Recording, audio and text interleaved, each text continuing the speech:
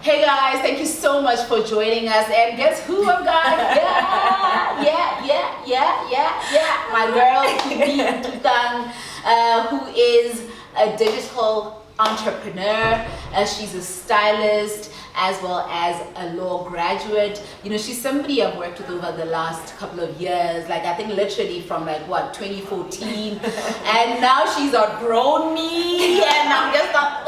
Anyways, let me not even go into that. But yeah, you know, she's a solid brand, especially where digital content creation, is concerned. Tumie, how are you doing? I'm great, Thank thanks. you so much for joining me. Why did it take so long for me to have you here? I don't know, hey? I don't know. It's been a while. It's been a while. But we've spoken about it. But anyways, you know what? 2020 has been a year and a half for you. Like you've shown us. You have shown us what it is again. 2020, here, comedy, you smashed this year. Yeah. So let's just start here. If you were to describe 2020 in one word, what would it be? Groundbreaking. Both the bad and the good. The good, yeah. Groundbreaking. Okay. Yeah. And if you were to elaborate on that, what does that mean? Groundbreaking as in the lows were super low, and the highs were proper high, where you even forget that it's 2020. Yeah. But when the negative come, you really remember, yay. Hey, it's that year. 2020. Yeah, it's that year. Exactly the point. So even before we get to your highlights, I think one thing I noticed about this year is that it was a big year for digital content creation. Yeah. So my assumption is that for someone like you, it was a major year, a year that it was a pedestal for you to shine. Yeah. You know what I mean? You've always been that girl who was just smashing her goals and just doing your thing. Yeah. But I feel from where I'm standing, Yeah. this was a big year for you. Would you agree? If you don't agree, I'd say yes and no. Mm-hmm. Yes and no. Let me start with. Should I start with the yes or the no? Which one should I start with? With the no, and we'll go to the yes. The no, in the sense that when you look at it from the outside, whether it's the fact that I've been consistent with my content, whether it's the fact that I've sort of blossomed more than what I was last year, it's true, right? But no, Absolutely. because from a financial perspective, from a business perspective, we were not getting gigs as much. We're not getting as many campaigns. So this was a big year only if you have relationships with brands more of a long-term basis. And I'm fortunate to have a couple that I work with on a long-term basis that say, listen, we're in the middle of a pandemic, do what you can, there's no pressure. We'll resume when we figured out a new normal, right? But if you don't have that, it's terrible. Even when you have that, it's still, there's certain things where you're just like, oh man, after you went through 2016, 17, 18, 19 going up, and then 2020 just some people it went down, some people it went stagnant.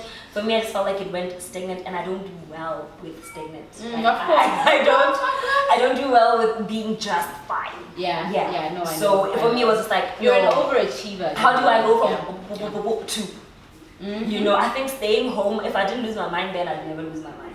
Would you say there were any highs to everything that went on with 2020? Yeah, I mean, besides the fact that Besides that, we're gonna get to that. I wasn't even gonna mention that. Okay. I was gonna say, besides the fact that I got to rest, it was a year where I just felt like I got in touch with reading a little bit more, and not reading the normal stuff that I normally read. I feel like this year of all the years, I'm more in touch with current affairs. So half the time I know what's going on in the world, but I'm just like, I'm not too invested in the rest of the world. I'm literally the world around me, But I had to stay in touch with what's happening, because for the first time I feel like the whole world was united in one way or the other. Because whatever happens elsewhere, especially with South Africa, lockdown, you're even us. Of course. It's just a matter of days, you know what I mean? So I think I was more in touch with that, which was a positive. What else did I do that was positive? I mean, resting, reading, and I think just being challenged mentally. I think just being challenged mentally, even spiritually. I think this year I've emerged stronger and more deep-rooted in faith in who I am as a person. I feel like 2020 has, you know what they say about women who reach the age of 40? They get to a certain level, you know what, I'm doing me. It is what it is. That's what 2020 did to me. Absolutely. Absolutely. There's just a sense of, and being unapologetic, a sense of living in the moment, a sense of saying this is who I am. Look, there's no mix and chopping, and this is it. Yeah. This is it. And in the midst of all of this, Tumie was planning the wedding. Tumie got married. Like, really, you know what? Like, congratulations. Thank first you. and foremost. Thank Oh my goodness. I haven't checked out the ring. Like, whoa. Thank you. Congratulations. Thank you. How was that now? You know, planning a whole wedding in the midst of all the uncertainty. Pandemic. You know what I mean? In the pandemic. It couldn't have been easy. So, or did the slowing down help you, you know, with getting everything in order? The slowing down helps in the sense that it made it less tedious, admin-wise, numbers-wise, logistics-wise. Yeah. But it was terrible, still in the same realm, logistic-wise, because you don't know how do you get fresh flowers into a Ghana for a wedding. Like something as small as that was so difficult to do. Yeah. And I know people just assume, surely the decor lady would make it. Yes, she made a plan, but it was a thing where it was like, okay, so we're getting 1, 2, 3, and 4 from SA. Be aware, and in your mind you're thinking, if there's a problem at the border, if there's going to be you think of those things, right? Yeah. I remember that week, our biggest fear was a lockdown being announced. Imagine. What then happens? And it was announced for Greater Gaborone. Luckily, all the festivities were happening in Greater Gaborone, so we could travel within. But I think just not knowing whether tomorrow you'll be allowed to move was the hardest thing. You know, one day you're doing fittings, the next you're listening to the update, and the update is telling you the numbers keep going up, and you're like, should I tell them to pause my dresses? What does this mean? You know what I mean? Yeah. But we stuck to our guns. We always wanted October as our date. We did the exact same date. No, we did a week earlier. We wanted mid-October. We did early October. The numbers were obviously not what we wanted, but also at the same time, there's a blessing, towards those numbers. I mean, I don't know. It's a mixed emotion thing. It's great because it has happened, but mixed emotions in the sense that there's certain people that were like, ish, we can't include you in the 50. Like, if we could, we would. I was a casualty, but I totally understand. You know what I mean? Yeah. But besides that, for me, I think it was great. It was the highlight that I needed for this year. Absolutely. It was the positive energy that I needed this year, and I think there was just something spiritual about being able to do it in these circumstances. Yeah. I think even the way Batsadi just treat the ceremony is very different.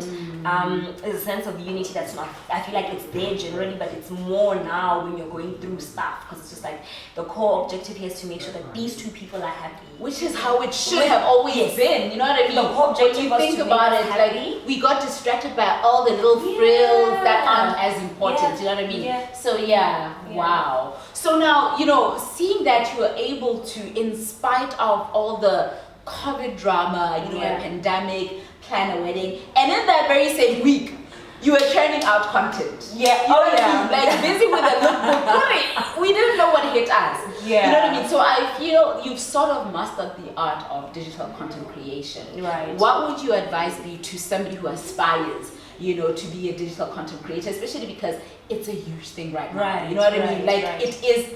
Like, wow. You know, so please just get us into that. I think first you need to know yourself, hey? Like, I can't stress this enough. You need to know yourself, you need to know what you would like your brand to represent, you need to know what you want about your life. I'll use the wedding as an example. I always knew it was going to be known that I'm married, right? I was never going to hide it. But in that moment, I knew I just wanted to be still. I wanted to be still with my partner, I wanted to be still with God, with my family. And it was a strategic decision for me to say, that week, I'm going to have content that's ready. Because with the work that I do, if you go too quiet for like a week, it's people wonder. So it was a perfect distraction. So it was a perfect distraction. I captioned well in advance. I remember even to make it worse, on the Friday, there's a post that went up just as we were entering the gate. Because I knew I had to do the work, put it aside, and then let you talk about the Little Black Dress series while I'm in the moment. Just in the moment. And once I was done, I also didn't post them immediately. I waited a week. I relaxed. I did the admin that I had to do. There's a lot of packing. There's a lot of logistics that happen after the wedding. It's going through them as a family, as a couple. I just gave myself time to be still. And I feel like as a brand, it's really important to know. I mean, there's certain people that are fashion brands. there's people that are chefs, there's people that are musicians. What is it that you're known for? I'm a fashion brand. I mean, I'm a lifestyle brand, which is fashion, events, traveling, but at the core of it, I'm a fashion girl, right? And though my partner will show in, let's say, a vlog if we've traveled or if we're together, my personal life is not the center of the YouTube. You're right. If there's ever going to be a scandal about me, which there hasn't been, it's going to be in the fashion space. Yeah. It's going to be in the lifestyle space. It can never be about what's happening with my friends or what's happening with my partner, because those are things I keep separate. So it's important to know just what you stand for, what you stand for, and what you want to be known what for. you want to be known for, and what you can consistently carry also. Because there's nothing that sucks as telling people that you are a makeup enthusiast. You give people tutorials, and then after 2 weeks you're like, but you're the one who said you do makeup, right? If you say you're a fashion girl, let's see you tell us about trends. If you say you're a chef, let's see you give us recipes that we've never done. If you're a mixologist, how do we mix more cocktails?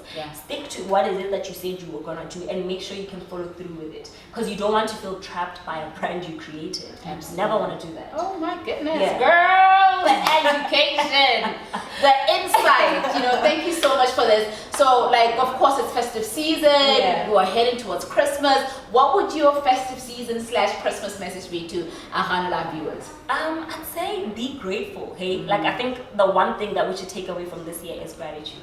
It could have been worse. It's not worse. I'm not saying it was a rosy, perfect year. We've all had our ups and downs, but I think the most important thing is to be grateful.